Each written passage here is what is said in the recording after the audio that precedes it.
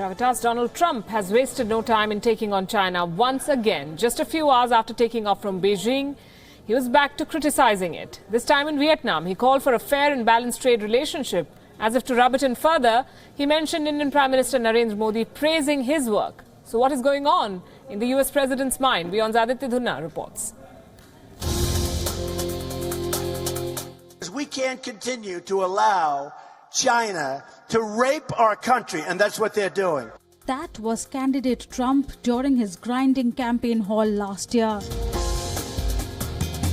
In his journey to the White House, Donald Trump has not minced his words while criticizing China.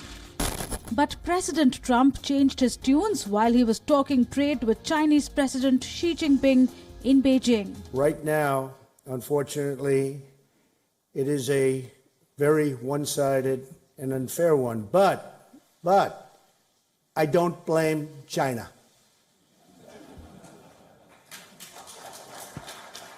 After all, who can blame a country for being able to take advantage of another country for the benefit of its citizens? I give China great credit. 24 hours after he blamed his predecessors for the trade deficit with China, candidate Trump was back on the stage at the APEC summit in Vietnam, repeating the same campaign rhetoric from his speech in 2016. We will no longer do is enter into large agreements that tie our hands, surrender our sovereignty, and make meaningful enforcement practically impossible. Instead, we will deal on a basis of mutual respect and mutual benefit. The $347 billion trade deficit has been bothering Donald Trump. After taking over at the White House, the US president has been eyeing big-ticket deals with allies, and one of them is India. During his address in Vietnam, President Trump took a moment to praise India's economic growth. Since India opened its economy, it has achieved astounding growth and a new world of opportunity for its expanding middle class. And Prime Minister Modi has been working to bring that vast country and all of its people together as one. And he is working at it very, very successfully indeed. But Trump's unpredictability has been working against him. A year after he won the election, his favorability numbers have dropped. A recent poll says that only 40% of America feels that President Trump is keeping up with the promises he made as a candidate. Bureau Report, WION. Joining us this evening, WION's international correspondent Ramesh Ramachandran joining us from Manila. I know it's very late in the night there, Ramesh. Thank you for standing by. And when we talk about Donald Trump, we shouldn't be saying that anything is inconceivable, but perhaps he has a plan in place when he trashes the Chinese and praises the Indian Prime Minister. Before we go to Ramesh, in fact, let's take a look at why this is a crucial relationship. India is the most crucial and natural choice as an ally to the United States in its bid to counter China's growing influence. And the Trump administration seems to be taking steps in that direction. In a recent address, the U.S. Secretary of State Rex Tillerson identified India as a very stable and vital partner. The major emphasis of the president's statement today was on expanding trade ties in the Indo-Pacific region. Compared to China, the U.S. trade deficit with India stands at only $27 billion. During their first official interaction at the White House, President Trump was quick to point out to Prime Minister Narendra Modi that the trade deficit must be corrected. U.S. Commerce Secretary Wilbur Ross is another White House man who raised this issue of the trade imbalance. So whichever way you look at it, one thing is clear. The United States wants better ties, trade ties, greater access to the Indian market. The Indian government, too, is keen on attracting more foreign direct investment to the country. But the question remains, on what terms? The transfer of technology seems to be a major roadblock at the moment. The major area of interest for trade deals has been defense. But reports claim that companies who want to invest in India's defense sector want stronger assurances that they will not be forced to transfer technology. They're also against holding any liability for defect.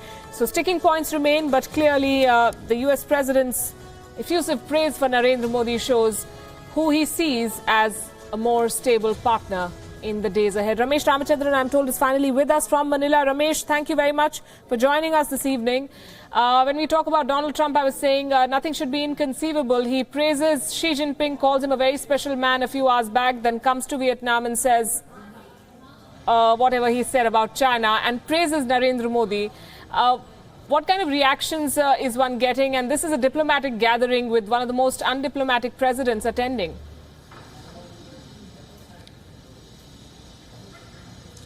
Indeed, Palki. Now, flip-flops could well be Donald Trump's middle name. But that said, as the Americans say, we've seen this movie before. So it should not be surprising that President Trump is singing pains of Prime Minister Modi. But that said, the most interesting bit about this development, Palki, is that President Trump mentioned about India and Prime Minister Modi in the same breath at a regional forum of which India is not a member.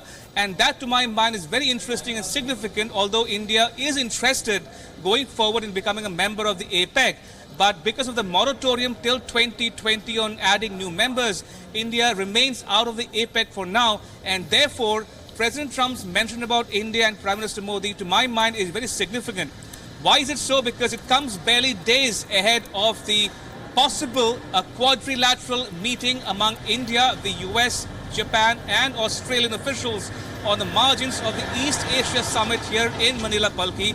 And that will happen, if it indeed happens, after a gap of 10 years. Remember, this was first mooted in 2007, and since then Australia pulled out of it. And if it indeed happens in Manila this week, it will be for the first time in a decade.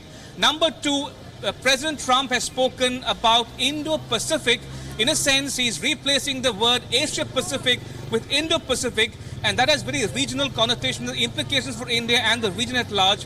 And to my mind, President Trump is indicating to India and other players in the region that Washington wants New Delhi to play a more significant, influential role in the Indo-Pacific and act as a net provider of security to countries in the region and beyond.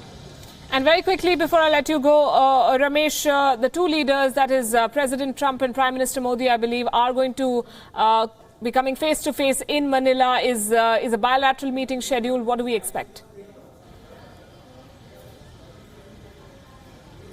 Well, mum's the word, Palki, at the moment in the Indian Foreign Ministry officials. They're not disclosing yet as to how many bilaterals Prime Minister Modi will be having on the margins of the ASEAN and East Asia summits. The only bilateral confirmed so far is with the host country's President Duterte here in Manila. Prime Minister Modi will have a bilateral with President Duterte on the margins of the ASEAN summit. But that said, he's expected to meet the host of other leaders. Remember, he'll be spending 2 full days here in Manila, and it's only natural that when Prime Minister Modi sits among a galaxy of world leaders under the same roof for 2 days, he will have bilaterals and pull asides with almost all leaders. And it should not be surprising if he ends up meeting or having a hello and a handshake with a wide array of leaders, including President Trump. All right, we'll leave it at that, Ramesh. Thanks very much. There won't be a pull aside with Vladimir Putin. At least that's what Washington seems to be suggesting at this point. As more Russian skeletons tumble out of the Trump administration's closet, President Putin has floated a new conspiracy theory, this one of American meddling in Russian affairs. The Russian president feels the ban on his country's Olympians was a result of US influence. So what does this blame game really mean? Here's a report.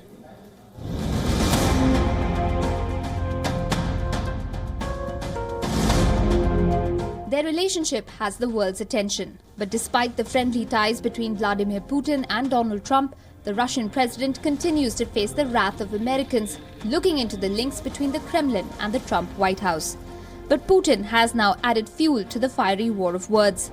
He's blaming the United States for meddling in the upcoming Russian elections.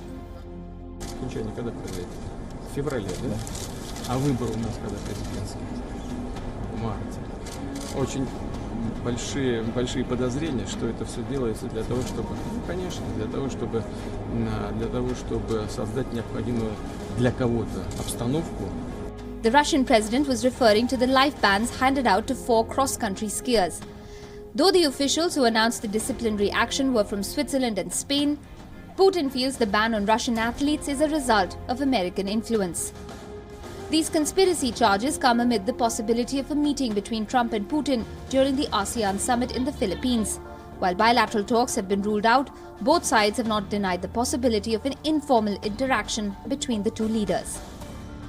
While there is little evidence so far to prove Putin's charges, the US probe into Russia's alleged meddling has been gathering steam. Just weeks ago, Special Counsel Robert Mueller's investigation led to the first indictments in the case, tightening the noose around 3 Trump campaign insiders. Since that day, more links between the White House insiders and the Kremlin have emerged from the Paradise Papers revelations. American ties with Russia haven't been at their best in recent times. Both countries have evicted each other's diplomats in recent months and cut back their diplomatic engagements. But amid increasing scrutiny, Donald Trump will approach any interaction with the Russian president on weak footing, and any interaction will overshadow the multilateral talks in the Philippines. Bureau Report, WION. Russian government agencies are being probed by the Americans for multiple charges of election interference. It is alleged that the Russian state media, more specifically television network Russia Today and radio broadcaster Sputnik, tilted their coverage in favor of Donald Trump. These networks have been accused of putting out negative reportage to hurt the Clinton campaign. Russian government agencies allegedly hired hundreds of trolls to share, post and promote false news stories and divisive content. The Internet Research Agency, a Russian entity with links to the Kremlin, is being blamed for this campaign. Russian agents are also being accused of hacking into the servers of the Democratic Party and leaking those documents to WikiLeaks.